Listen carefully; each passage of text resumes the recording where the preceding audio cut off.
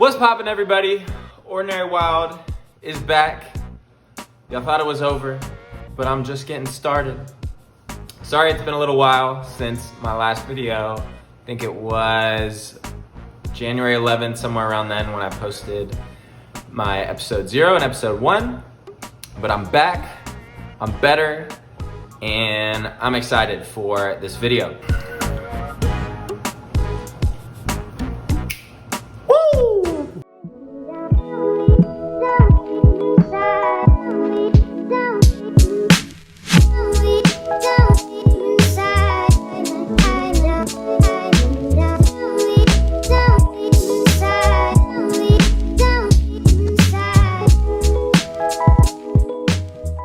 Cool, so how to plan cheap and meaningful getaways.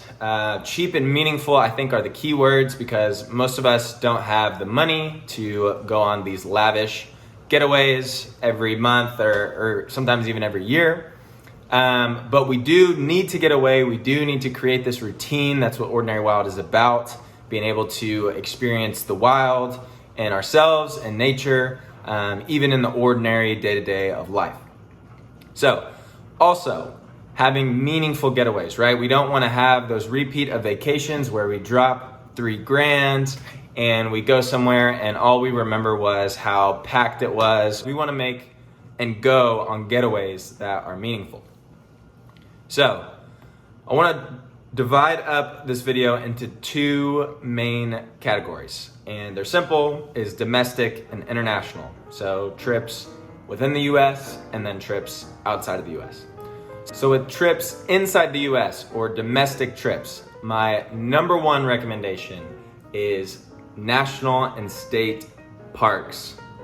There are 419 national parks in the United States. There are 10,234 state parks in the US. And if you're in Texas, there are 80 state parks just in Texas.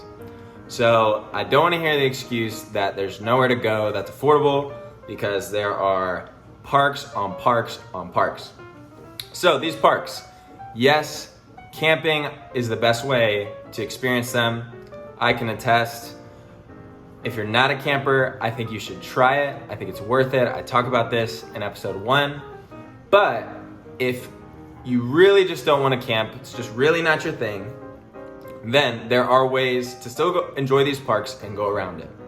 One is a day trip. A lot of these parks just charge $5. I've seen $4 or $5 for an entry fee. You can come in, spend the day, sit on the water, relax, enjoy nature, and then go home. You can do that on any weekend. If you want to go to a national park, maybe you want to drive a little ways, spend a weekend. A lot of them have lodging options available. I know Big Bend National Park is hands down my favorite park in Texas. They have hotels on site, cabins on site. They have running water, restrooms, electricity, Wi-Fi, all you could ever want in a national park.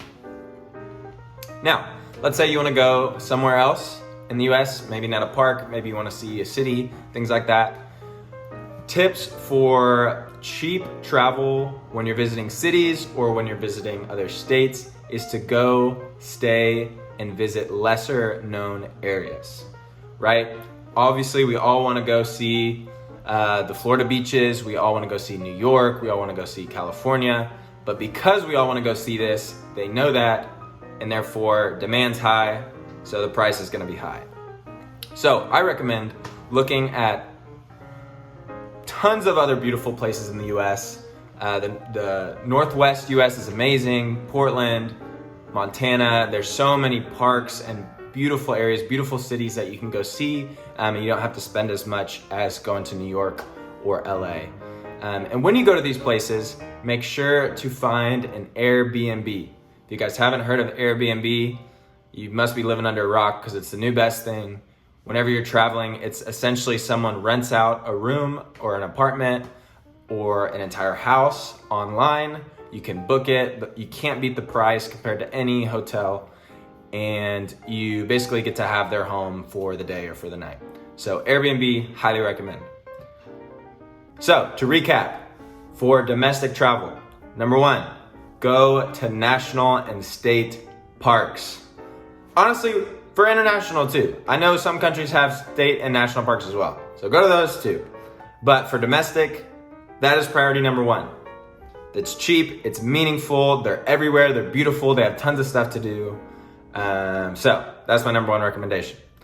Number two, if that's not your thing, or you wanna go see a city or another attraction, make sure you stay at an Airbnb. And then my last recommendation is go for the lesser known areas. Don't always flock just for the high profile areas or the big cities, because everyone else wants to do that, and so you're gonna be spending a lot of money. Now, on to international. So international is gonna be a little more tricky, especially for those budget travelers, because as you guys know, international flights aren't cheap. But I will say, if you're patient and if you budget correctly, you can travel internationally fairly consistent at an affordable rate. And so the way you do this first is really do your due diligence with flights. I'm sure there's a lot of flight recommendations and hacks to get cheap flights out there. But I will say, I don't think there's one way that's better than all the others. I think you just have to be smart about it. So by being smart about it, I think you need to, number one, think about what date you're going on. Weekends, flying out or flying in on weekends, it's gonna be typically more expensive. If you're flying out of bigger airlines, typically gonna be more expensive. If you're going during the hotter time of year, like summer or the holidays, it's gonna be more expensive. And then be sure to plan ahead. A couple of my friends were actually planning to go to Thailand, and we booked back in, I think it was November, we booked Thailand round trip flights for $500. So that's just cheaper than some flights within the US. So it can be done. I would just say it takes due diligence, research, and not going on dates or to places that everyone wants to go when they want to go. Another quick tip, incognito mode.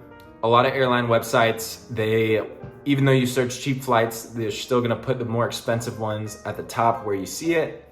So an easy fix is go to your browser, click on settings, turn on incognito mode. This allows cookies and other viewing technology that websites and flight companies use to see what you're looking at and when you're looking at it. And so this is to make sure you actually get the cheapest flights.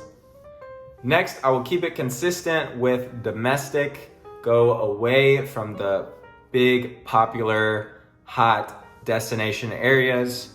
I know maybe that London and Paris, Europe trip is calling your name, but maybe try a lesser known part of Europe.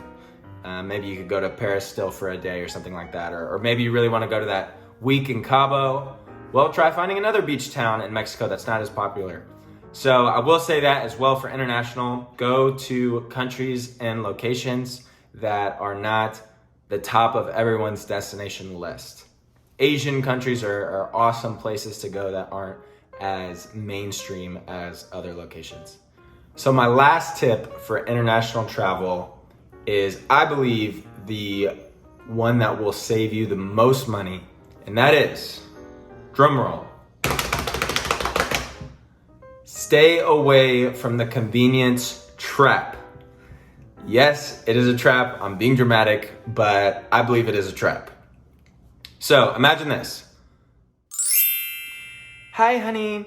So I was talking with Shelly at the park today, and she told me about this amazing trip that her and Bob went on last summer in Cancun.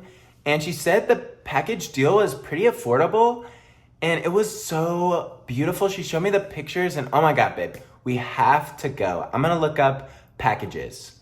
Oh, would you look at that? Only $10,000 for a 7-day package? Look, the reality is these companies know that. They know that when we're traveling internationally, we don't really know what we're doing, and we want things easy, quick, so they put this package bundle deal, act like it's cheap, it's not, and we waste money.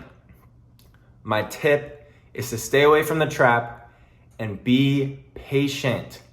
Plan. Do research. Look up travel blogs. They've found super helpful travel blogs on pretty much everywhere in the world that you can go.